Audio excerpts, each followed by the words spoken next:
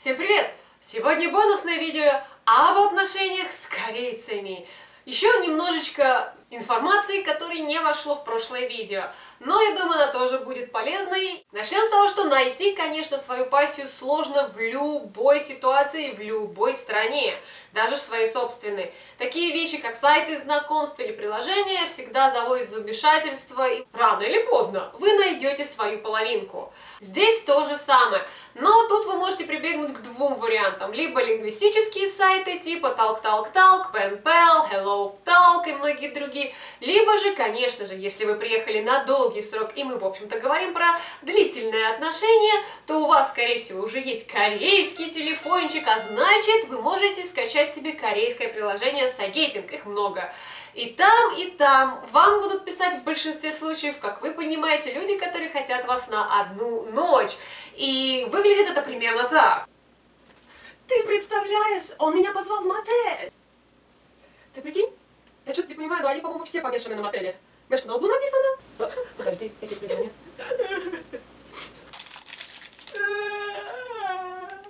Он меня опять позвал в мотель. Он меня опять в мотель позвал, на лбу написано. Скучать будешь? Да, это будет немного обидно, со временем, конечно, можно сломаться, но после большого количества проб и ошибок всегда приходит успех, и вы встретите свою половинку, и кто-то окажется хорошим человеком, и у вас начнутся отношения, те самые отношения, о которых вы, возможно, мечтали. И что же происходит дальше? Первые несколько месяцев шоколадно-цветочного периода, когда вы не расстаетесь ни на минуту со своим любимым телефоном. В принципе, мы не так сильно в нем сидим, да, мы к нему обращаемся, но тут будет прям как корейцы 24/7. Эти великолепные смс-очки, от которых и вы, и он будете млеть. Но наступает еще одна проблема – язык. А знаете ли вы корейский? А знает ли он английский? И если что-то из этого не совпадает, и кроме как корейского языка другого для общения у вас нет, наступает проблема номер раз – языковой барьер, потому что рано или поздно эпитеты любви и шоколадно-цветочный период кончаются, а узнать друг друга поближе надо. И тут проблема. Конечно, подключить можно и третьи лица. Все, в принципе, любят полазить в чужом бельишке, особенно нижнем. Но вмешательство другого третьего человека не всегда может помочь, а то и, в принципе, усугубить ситуацию, потому что потом вы просто без помощи не сможете развивать дальше свои отношения. Но и это можно преодолеть, конечно, если он будет изучать английский, либо вы будете глубже изучать корейский, потому что по моему опыту я вам могу точно сказать, третьего ГИПа может не хватить, чтобы объяснить все, что происходит. Дальше это культурная проблема, менталитет, страна. У нас есть, конечно, места, так сказать, коннектов, но, к сожалению, в большинстве случаев многие вещи для нас являются странными как минимум. Если вы смотрели этикеты, в принципе, дружбу с корейцами, вы могли уже эти некоторые вещи для себя открыть. Иногда, конечно, сама по себе пассия в стране, где вы пребываете, пойдет вам на скидку, потому что вы же не можете всего знать. А иногда нет. И такое тоже может быть, это уже за вами будет выбор. Но всегда можно найти компромисс.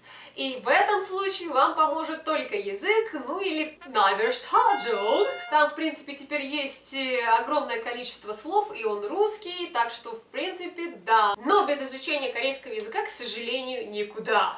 Едем дальше. Вот вы преодолели моменты того, что у вас языковой барьер, морально-культурный барьер из серии то, что в нашей стране делают, а у вас нет. Как так? Идем к моменту эмоций. И каждый признается, это раз, потому что по факту они не такие, скажем так, стихоплеты, как, может быть, какие-нибудь итальянцы и испанцы. Ну, я утрирую. Но словами вам они не так много расскажут, сколько собственными эмоциями. Они очень эмоциональны. Если сравнивать с японцами, то японцы это ежик с иголками внутрь, из него ты, в принципе, практически никаких эмоций не вытащишь. В то же время корейцы это тот самый стандартный ежик, который все свои эмоции покажет. Особенно если он там в драме, у меня там сердце болит, ты от меня уходишь, как же так? Это будет реально целая драма. Эмоции здесь очень сложная вещь. И, в принципе, попытаться для них донести наши эмоции очень сложно. Почему? Да потому что наши три разных эмоции – это одиночество, грусть и злость. Для них один и тот же эпитет, одно и то же слово. Хуанада, хуанеё. То есть девушка плачет, хуанеё. Девушка злится, хуанеё. Девушка молчит, она в состоянии как бы депрессии, хуанеё. То есть это все равно будет хуанеё. Как ни верти, как ни объяснять, что для нас это три разные эмоции и значит три разные проблемы, которые могли с нами произойти. И любая эмоция, она разная, и причины возникновения эмоций разные, сложно, но возможно. Особенно если он вас слушает, а он будет слушать и он будет терпеть. Как ни странно, мужики здесь терпеливые, странно терпеливые, даже пугает. Вы преодолели и этот момент, вы выяснили, что ваши эмоции не хуже какой-нибудь замечательной американской горки, он это понял, все три разных состояния тоже понял, и понял, что делать во все эти три разных состояния. Вы ему объяснили. Не каждый парень здесь, в принципе, обладает опытом. И по большей части, если он опытный, он, конечно, возьмет вас под свое крыло, а если нет, конечно, своими совместными усилиями строить отношения, как, в общем-то, и в любой другой паре. В любой стране. И вот, наконец-то, вы ходите на свидание, но, к сожалению, на улице не-не-не, слишком много лапзаний, не-не-не, это очень плохо, и какая-нибудь старушенька Аджума или Аджуши отпилит голову своим замечательным ругательством вашей пассии. Поверьте мне, если вы не понимаете сатури или какого-нибудь такого высокоуровневого панмального мата, а у них тоже мат строится поэтажно, как и у нас, этот человек поймет. Он, конечно, будет терпеть, глотать, но лучше соблюдать этикет, ну, хотя бы в общественных местах. И вот, наконец-то, он вас знакомит с друзьями. Еще одна проблема. Почему проблема? Да потому что в большинстве случаев, если ваша пассия средней симпатичности, ну, типа не айдол по корейским стандартам, то большинство друзей задастся вопросом, почему? Если он некрасив, у него особо нет денег, и, в общем-то, этот человек явно не популярен среди корейских девушек. Почему же ты выбрала его? Они будут реально задаваться этим вопросом, потому что первое, он мог тебя взять из эскорт-услуг, второе, вы просто друзья, и он тебя попросил, и третье, тупая зависть. Потому что любой человек будет завидовать, если вдруг случайно как-то так получилось, странно, но кто-то заметил внутренний мир другого человека, полюбил его и решил с ним остаться. Но я думаю, все знают, такие странные парочки бывают и часто, когда парень симпатичный, а девушка не очень, либо наоборот, девушка симпатичная, а парень не очень. И попробуй объяснить, что ты обратил внимание на внутренний мир, что вы похожи характером, что у вас гораздо больше